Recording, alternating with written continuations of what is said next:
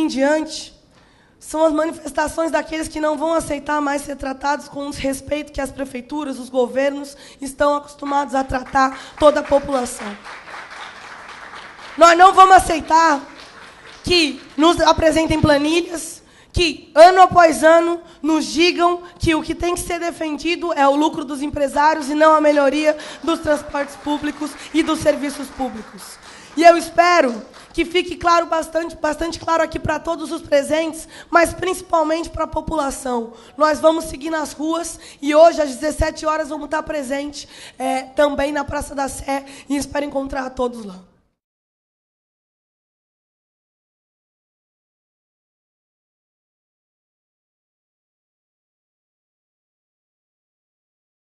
Bom dia a todos, bom dia a todas. Em primeiro lugar, eu queria agradecer aqui a possibilidade de ter o espaço, é um espaço raro, e às vezes a gente está trabalhando aqui para se controlar no tempo, mas às vezes a empolgação acaba levando a um excesso do tempo, mas eu peço um pouquinho de paciência para vocês, porque essa é a última fala. Prefeito Haddad, para nós, prioridade não é uma questão de discurso, é uma questão de destinamento das verbas.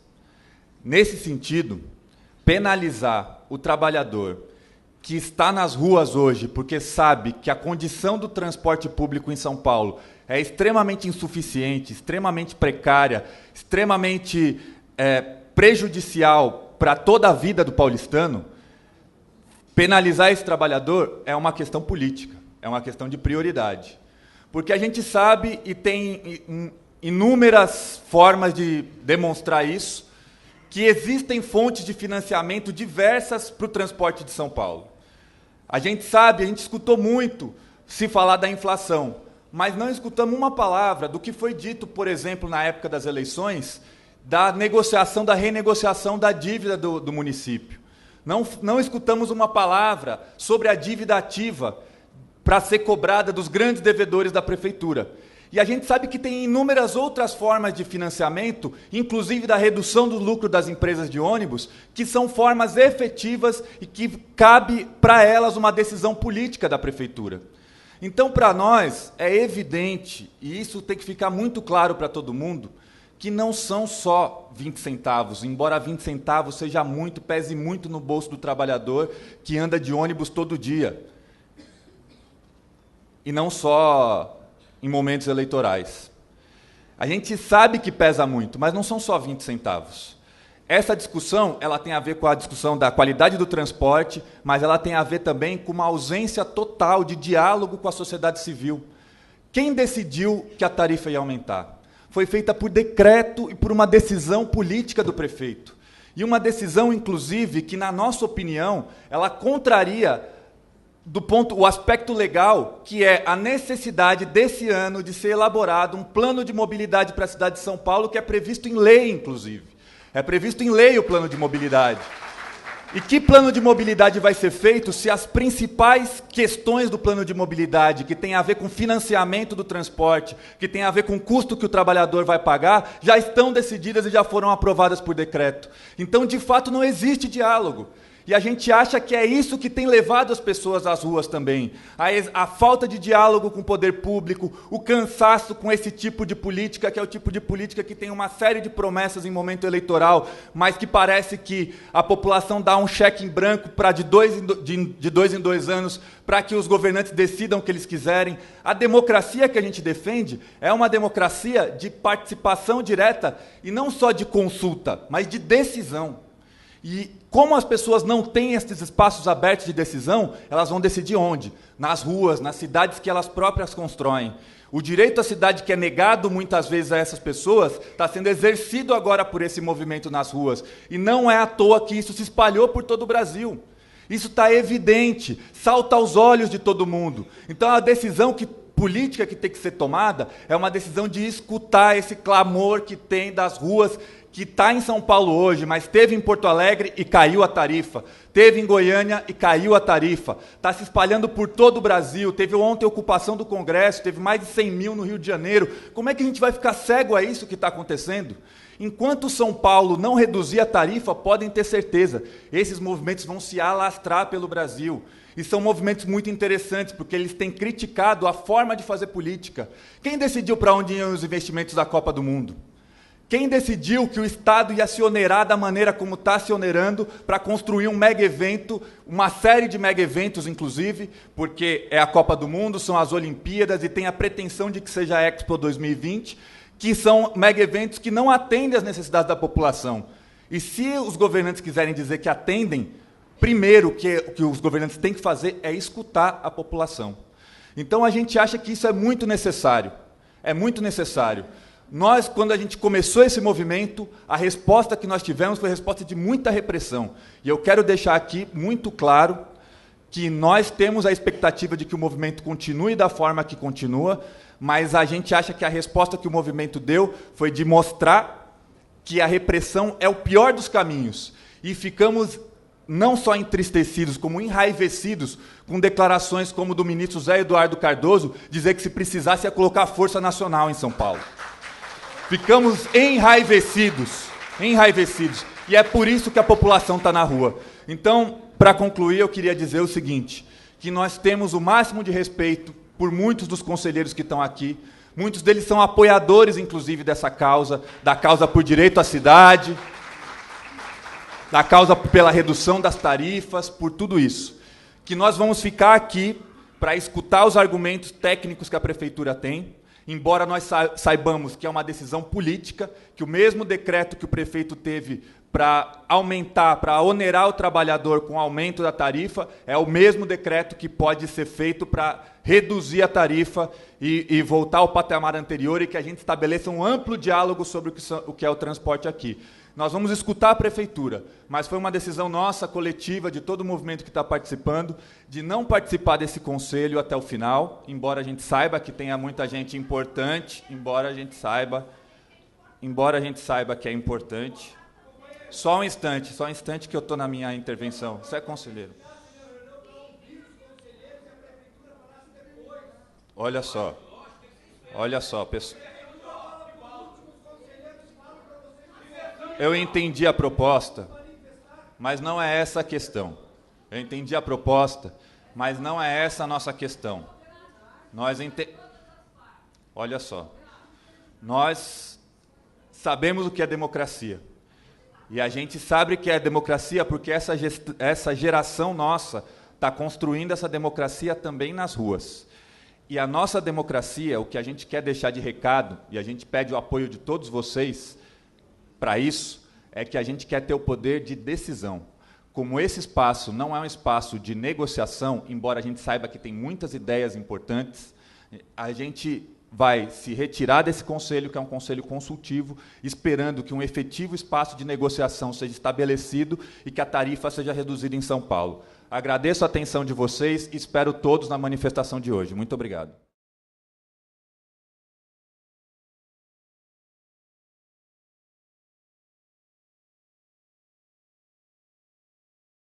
Antes de mais nada, já considerando os minutos da minha fala, eu gostaria de fazer um protesto público, né, em nome dos jornalistas que participaram da cobertura dos eventos, né, e é um protesto que houve total cerceamento, tanto da liberdade de imprensa, em todos os protestos, jornalistas que foram machucados, jornalistas que correm o risco de ficarem cegos e cegas, mas também um protesto contra um atentado à liberdade de expressão.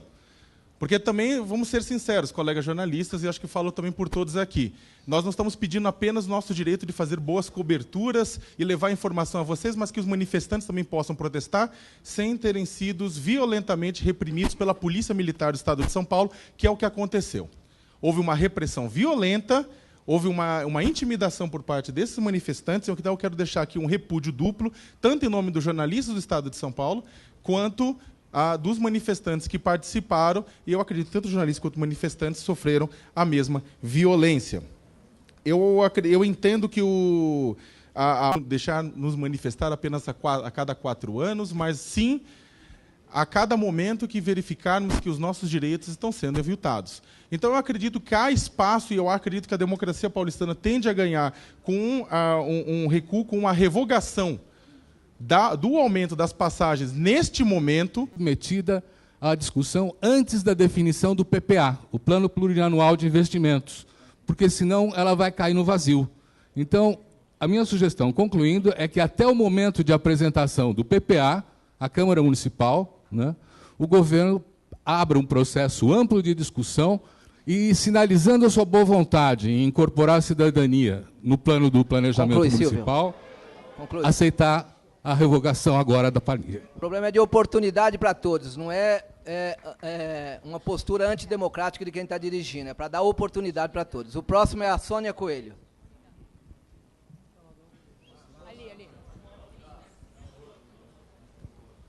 E, em seguida, Eduardo Storópolis. Bom dia a todas, bom dia a todos.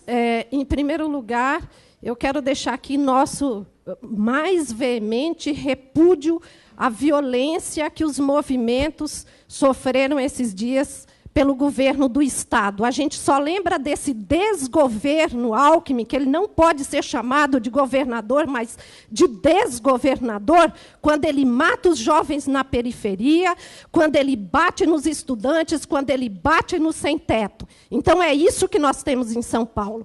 Em relação à tarifa, a gente concorda... Aos cidadãos de 1/3 que estão excluídos, que estão realmente acima do que eles possam pagar. Então, eu proponho isso daí, também proponho o que foi, aqui concluindo, que cria também um instrumento de avaliação, como foi feito também nas universidades, e as empresas que realmente não prestaram serviço de qualidade sejam descredenciadas.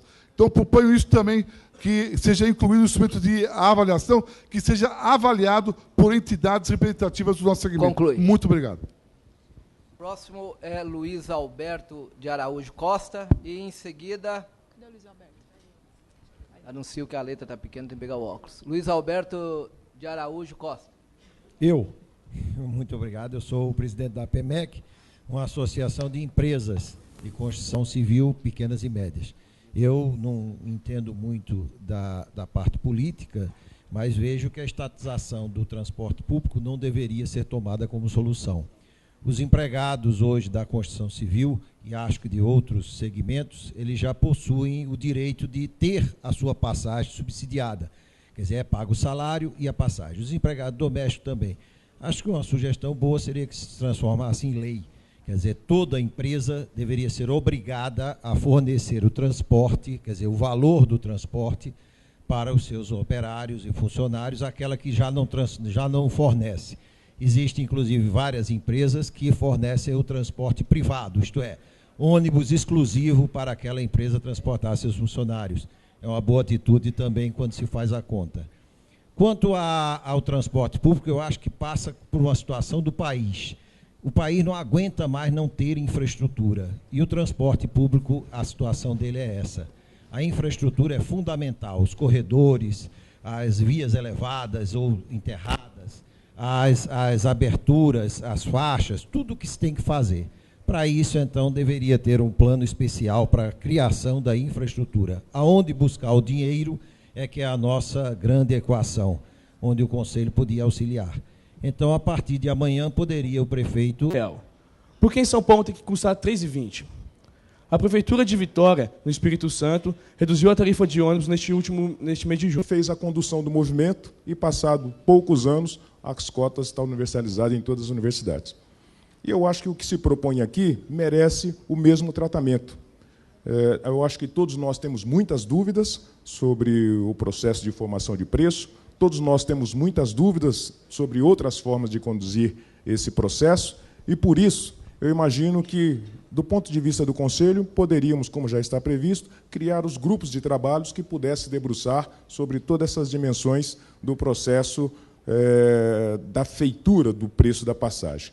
Também, nesse grupo, poderíamos estender para pensar uma mobilidade do futuro, assim como temos o Arco do Futuro. Então, vamos debater, discutir e construir uma mobilidade do futuro, que passe por todas as suas dimensões. 30 segundos, Vicente. E, para esse momento que se exige, eu sugiro, não é, que o senhor e que nós atendamos o que está sendo solicitado por esses jovens. Nós podemos esperar mais 15 dias, 20 dias, um mês que seja necessário, até para voltar com esse preço, mas que nós possamos ouvir esses jovens, possamos conclamar a sociedade para debater sobre esses assuntos e, de imediato, que nós pudéssemos, então, suspender esse aumento da passagem e depois, com essas dúvidas esclarecidas, com todas as informações disponibilizadas, nós pudéssemos, então, ter um encaminhamento para uma solução, pelo menos para esse momento que se exige. Muito obrigado. De parabenizar o movimento Passe Livre e parabenizar também a Prefeitura por essa abertura de diálogo. Era isso que nós estávamos esperando desde o início desse movimento. E eu parabenizo a Prefeitura por esse diálogo e espero que esse seja um início de uma série de diálogos que vão além da negociação, que é fundamental também. Eu gostaria de estar falando que eu acho que esse movimento ele está potencializando toda uma necessidade da população de recuperar o espaço público, para além da questão da tarifa. A questão da mobilidade urbana é fundamental para que a sociedade paulistana deixe de viver em guetos diferentes, que não se conversam, que não se conhecem e que se estranham. Então, fundamental que a gente possa estar criando diversos canais de diálogos que podem estar começando aqui hoje entre os diferentes setores da sociedade. Eu gostaria de estar falando, enfatizando algumas coisas que foram faladas, mas 3 pontos. Primeiro, a importância da transparência dos dados nesse debate e, portanto, a inclusão dos empresários nesse debate. Sem os empresários, esse debate não vai andar para frente. O segundo ponto, a questão do transporte coletivo, que foi muito falado, eu acho que a gente gostaria de ter uma clara sinalização da Prefeitura de que o transporte vai ser revertido em prol do transporte coletivo e onde a questão da sustentabilidade da saúde esteja no centro do debate, como algumas cidades já fizeram, como Bogotá. E o terceiro ponto é a importância, para além da negociação das tarifas, que eu acho que é fundamental, da criação de um fórum permanente de discussão de mobilidade urbana na cidade de São Paulo. Muito obrigada. Primeiro, eu queria dizer que eu estive presente nas últimas 3 manifestações do Passe Livre e fui na terça-feira, inclusive, primeiro para dar meu apoio para uma luta que é legítima e justa, e segundo, para ver se realmente os atos de violência era aquilo que estava se falando, na terça-feira e não na quinta. E na terça-feira eu vi que existia um movimento pacífico e que só teve reações de violência depois que a polícia massacrou a gente sobre o risco de pisoteamento no terminal Dom Pedro. Depois massacrou na Sé e depois massacrou no MASP. Então, primeiro eu queria dizer que houve uma avaliação equivocada da Prefeitura de São Paulo, do governo, falando desses atos de violência, direcionando terça-feira como se quinta-feira, quando foi a classe média, subiu o apoio da classe média, então era pacífico. E na terça-feira fosse um bando de vândalos. Se são vândalos, aqui tem um vândalo. A segunda coisa é que eu acho que já cresceu a compreensão da Prefeitura e do governo a respeito do quanto é justo essa reivindicação. Eu venho conversando com pessoas do governo e elas já entenderam que essa é uma reivindicação justa. Então, acho que o governo municipal tem um entendimento e o governo do Estado, a princípio, não tem. Isso é bom ficar claro. Então, nós precisamos construir esse entendimento com o governo do Estado e chegar a um acordo aqui na Prefeitura. Terceiro, acho que evidenciou tudo isso, que nós precisamos trazer algumas... Oi? 30 segundos. Tá. Precisamos trazer para o centro desse governo algumas questões que estão laterais, que é direitos humanos e juventude. Nós temos aqui presente o Conselho Municipal de Juventude, nós temos conferências que tiraram Plano Municipal de Juventude e um mapeamento da juventude que não estão sendo debatidas. Nós temos uma Coordenadoria de Juventude com pessoas competentes, nós temos a Secretaria de Direitos Humanos com pessoas competentes, mas é preciso que o governo dê condição a essas pessoas de trabalhar e dê centralidade a essa questão. Nós estamos há 6 meses sem secretário no Conselho Municipal de Juventude. Por último, vou ter que pular várias coisas aqui, eu queria propor também a revogação ou a suspensão desse aumento e que a gente faça, então, a discussão, a Câmara Temática, ou seja lá o que for, para que a gente efetivamente tome a direção. Isso é uma decisão política, e o que o prefeito falou, falou que faria uma decisão política, mas ele se referiu a argumentos técnicos. Gabriel. A decisão é política e hoje é nos 3,20. Ou diminui, ou reduz, ou então os movimentos vão continuar e isso vai ser ruim para o governo? O que nós estamos vivendo hoje na cidade de São Paulo e em todo o país é uma oportunidade única que o governo da cidade de São Paulo pode ter se tiver a disposição não apenas de ouvir, mas de agir na direção do que aquilo que as ruas estão clamando hoje, que é efetivamente avançar na direção da implementação do direito à cidade para todos, porque é disso que se trata as manifestações na rua. E avançar no sentido da ampliação do direito à cidade para todos significa romper com a colisão que tem impedido que isso aconteça até hoje, nesse momento, e parte importante dessa coalizão e parte importante desse bloqueio é o enorme poder que as concessionárias de ônibus têm nas definições da política urbana no Brasil, em todas as cidades, inclusive em São Paulo. A ruptura com esse poder, que tem sido parcialmente contornada pelos governos anteriores, agora é a hora de avançar.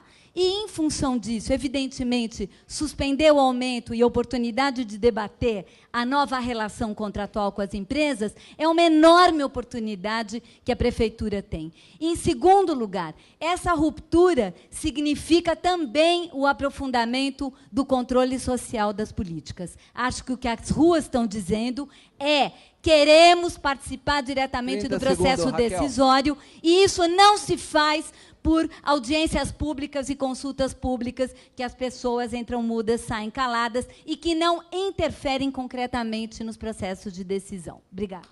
Conselheiros ligados ao setor empresarial de transportes aqui presentes? Vocês podiam levantar o braço, por gentileza? Pode não, estou com vergonha. Tem algum conselheiro que é ligado ao setor de transportes? Não tem. Estou com vergonha. Olha, a Raquel falou tudo.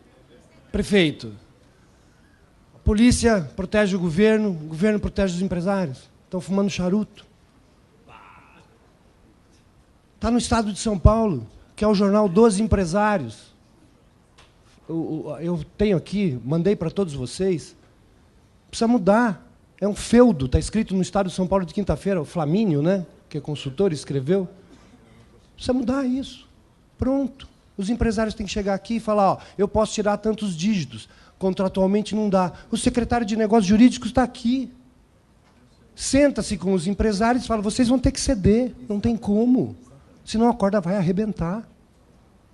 Se o empresariado europeu está recuando diante da crise europeia, se o Clóvis Rossi vai e fala que o FMI reconheceu o genocídio na Grécia, nós vamos ser tia party. Por quê? A nossa elite vai sempre não abrir mão de nada. Historicamente. Por quê, gente? 30 segundos, Ney. Então fica aqui o clamor. Empresários do transporte de São Paulo, tirem alguns dígitos. Ninguém está tirando lucro de vocês. Ninguém quer estatizar o transporte público. Pelo menos eu não. E olha que eu teria razões.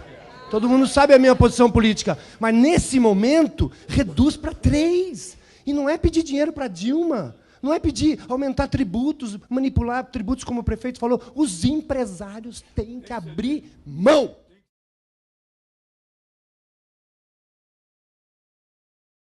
Parabenizar o prefeito. Acho que essa é uma reunião inédita. Nunca tivemos algo parecido em São Paulo. Então, eu acho que isso é histórico. Mas eu queria aproveitar para colocar 2 assuntos que ainda não entraram aqui nesse debate, que dizem respeito à mobilidade. Bom, o primeiro, algo tem que ser feito para impedir o avanço do transporte individual em São Paulo também.